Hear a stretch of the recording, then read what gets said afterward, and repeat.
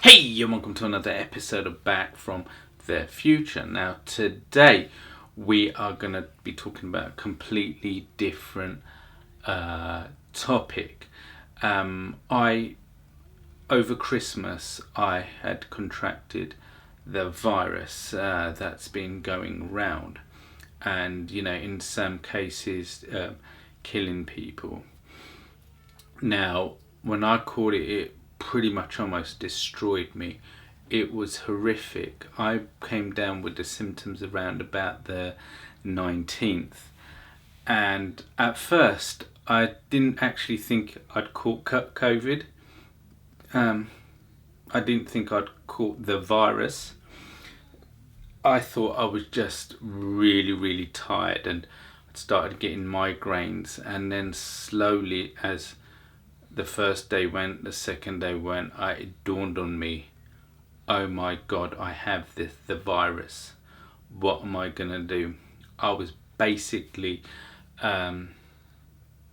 contained into a bedroom, and the experience I went through over the 5, 6, 7 days, pretty much the worst experience I've ever been through in my life. My bones felt like they were on fire, and I felt like my organs were boiling inside my body, and I had a horrific headache. And I was just saying to myself, I can't believe I've got it, I can't believe I've got it, I can't believe I've got it. Now, normally I'm quite a chirpy chap, very upbeat, positive, thinking forwards, thinking what am I going to do next. Nothing really bothers me. But what contracting the virus has the opposing effect. It pulled me right down to rock bottom. I've never been that low in my life, but I understand that it's the body drawing every bit of strength it can to fight this virus. The knock-on effect it's having on you psychologically, I felt like giving up on everything I have, everything I own, literally giving it all up. I don't care. It got to the stage where I felt like if I didn't wake up the next morning, it wouldn't be a bad thing. At least I wouldn't have to go through this insufferable pain. But at the same time, I also realized an interesting thing was the way I was feeling. Possibly some people actually feel that minus the virus, they actually feel this down and empty normally, which is quite an interesting thing to think about. Do you know what I mean? Like some people who suffer from mental illness, they could potentially be feeling the way I did with the virus, which is not a great thing at all.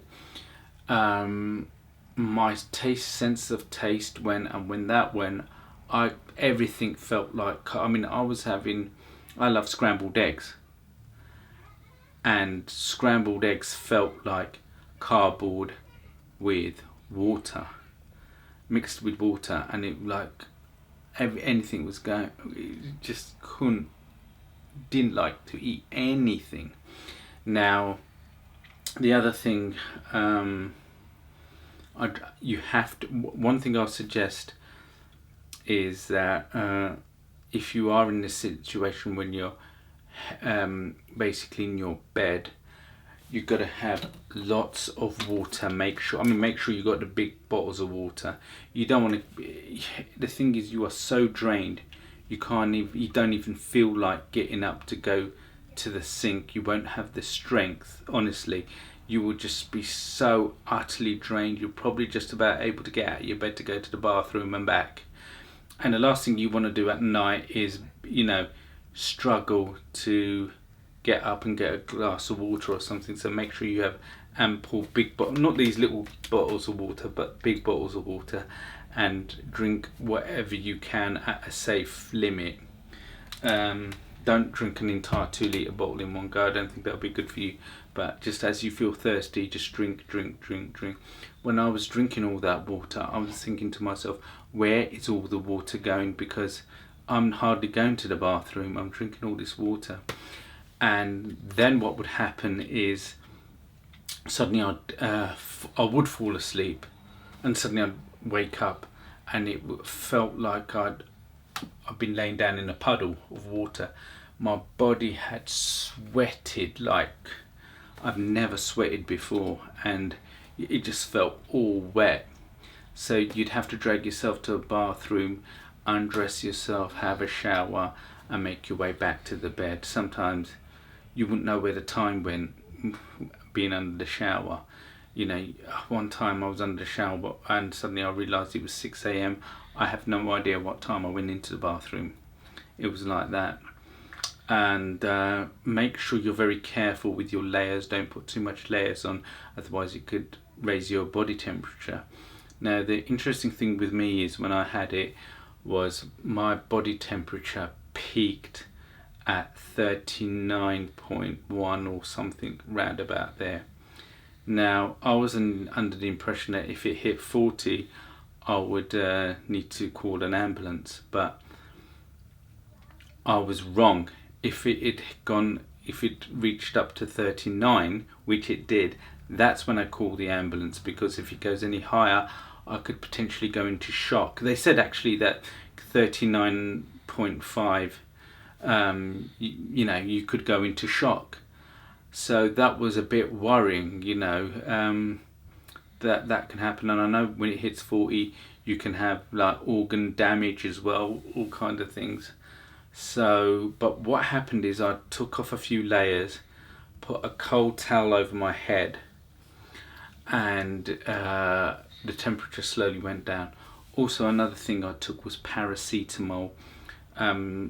As per instructions, I think I could take 2 tablets 4 times a day within a 24-hour period. That will help try to keep your temperature down. But as I said, if it gets too high, cold towel, a damp towel on your head, and make sure you haven't got too many layers on. So the other thing I'd mention, if you've got the virus, the things you can eat. I was eating bananas, I could eat them.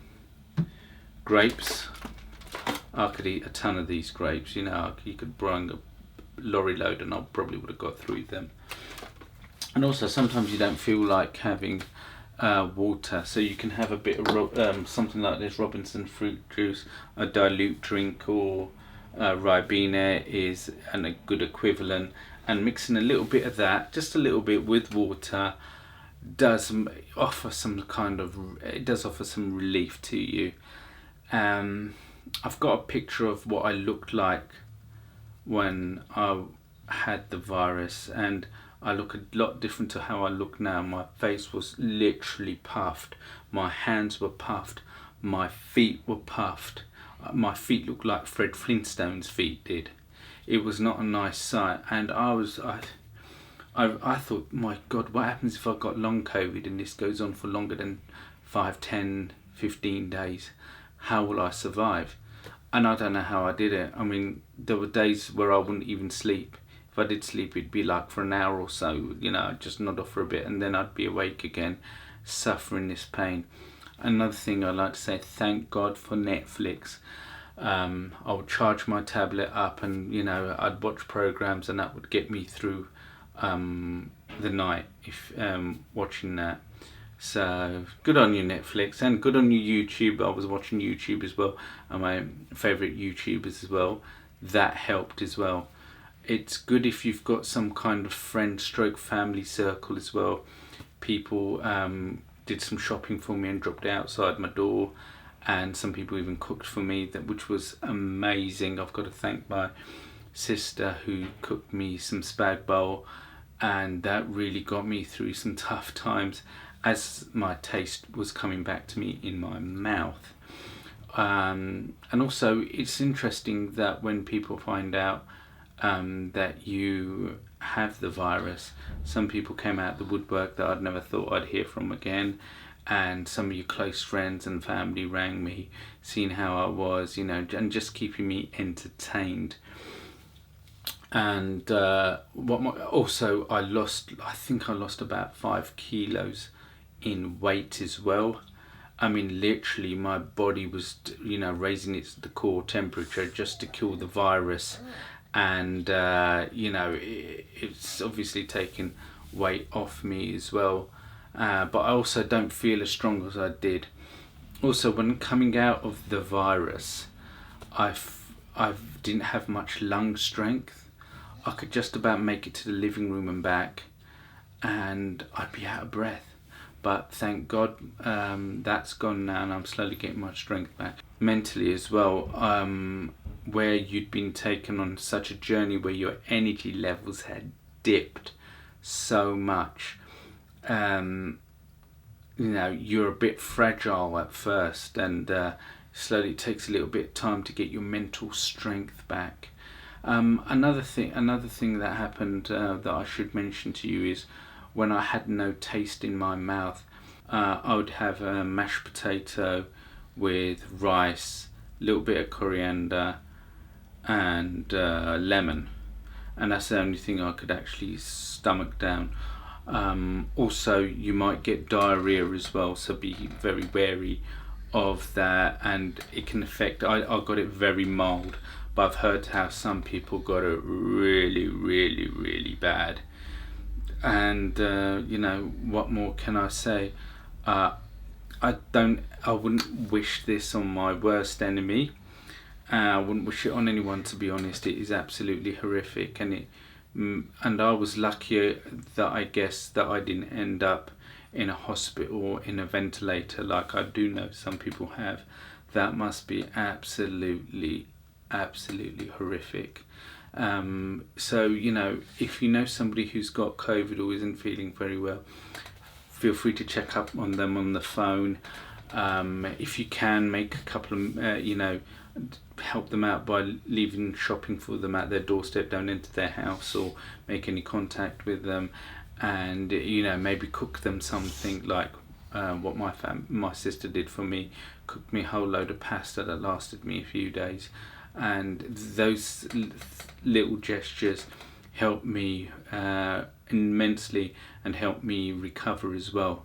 So I am still recovering at the moment, and I hope to be back to my normal good self. I am healthy enough at the point to make these videos, so I will continue to make these videos, and I hope all of you best of health, whether you've if some of you who have survived COVID, thank God, and we should be blessed and thankful.